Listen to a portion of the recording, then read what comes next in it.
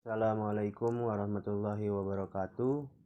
Pada kesempatan kali ini, kami akan membahas tema tentang supply chain management. Yang pertama ada pengertian supply chain management. Dalam era bisnis yang semakin dinamis dan global, pengelolaan rantai pasok atau supply chain management telah menjadi landasan kunci bagi kesuksesan perusahaan.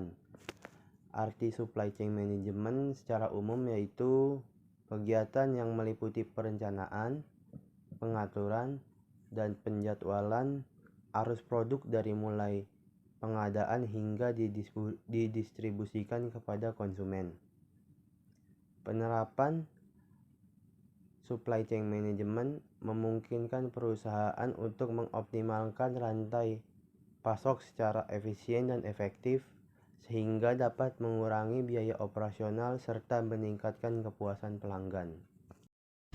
Perkenalkan, nama saya Remdona. Untuk pembahasan selanjutnya ada B, tujuan supply chain management. Tujuan utama dari supply chain management adalah mengkoordinasi penawaran atau supply dan permintaan atau demand secara efisien dan efektif dalam menghadapi masalah-masalah yang ada. Beberapa masalah yang mungkin muncul dalam supply chain management yaitu yang pertama ada relasi antara konsumen dan klien, yang kedua ada pengadaan barang dengan distributor, yang ketiga level dengan dalam outsourcing. Sedangkan tujuan strategis dari supply chain management yaitu untuk menjadi pihak yang mendominasi pasarnya atau paling tidak dapat menjalankan bisnisnya. Agar dapat memenangkan persaingan pasar, rantai pasok dari sebuah perusahaan harus dapat menghasilkan produk dengan kriteria sebagai berikut. Yang pertama itu murah, yang kedua ya berkualitas, yang ketiga cepat waktu, dan keempat bervariasi.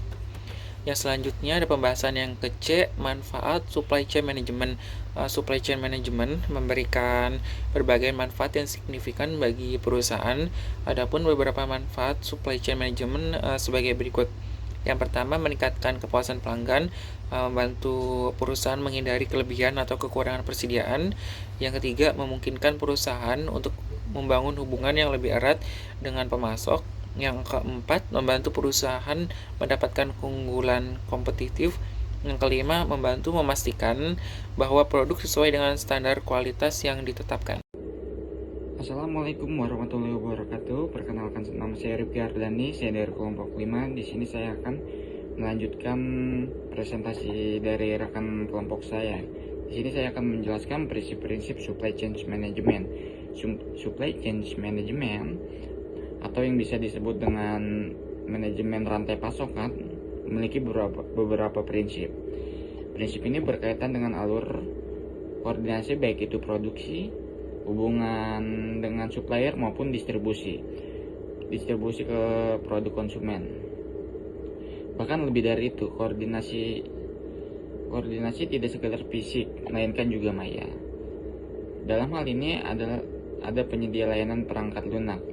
Di sini saya akan menjelaskan prinsip-prinsip dalam manajemen rantai pasokan, yaitu yang pertama, melihat konsumen berdasarkan kebutuhan atau permintaan. Yang kedua, membangun relasi dengan supplier sehingga meminimalisir biaya material. Yang ketiga, menggunakan teknologi informasi untuk menunjang rantai pasokan mulai dari produksi, distribusi, dan produk. Yang keempat, mengamati target pasar untuk kemudian menjadikan sebagai perencanaan dalam merancang produk. Yang kelima, mengetahui produk yang lebih cocok kepada konsumen. Yang keenam, mengelola aliran informasi agar lebih cair dan terarah.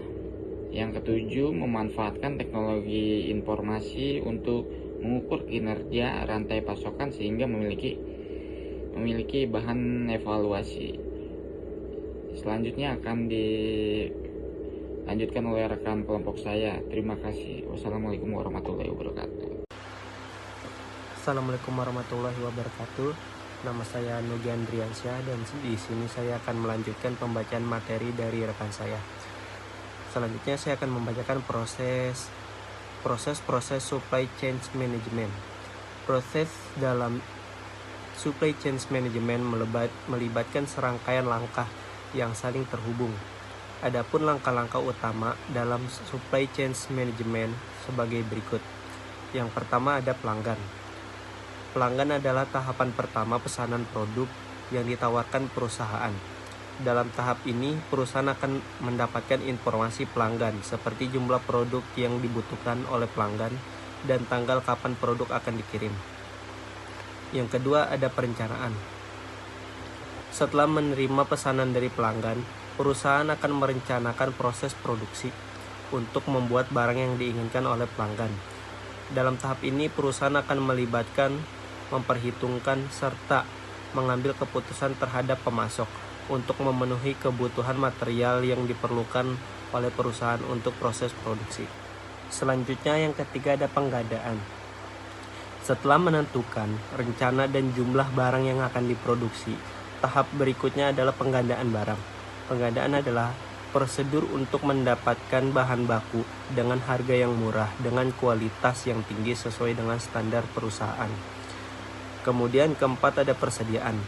Material yang sudah dipesan akan disimpan di dalam gudang untuk diproduksi pada tahap selanjutnya. Bahan baku yang disimpan ini wajib dipertahankan kualitasnya sehingga barang yang dibuat dengan bahan baku tersebut menghasilkan kualitas yang bagus.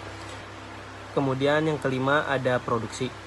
Tahapan terakhir yaitu proses produksi ini merupakan tahap yang paling krusial karena terjadi proses pengolahan bahan baku mentah menjadi menjadi produk siap dijual, di mana kualitas produk sangat berkaitan dengan hasil yang diproduksi.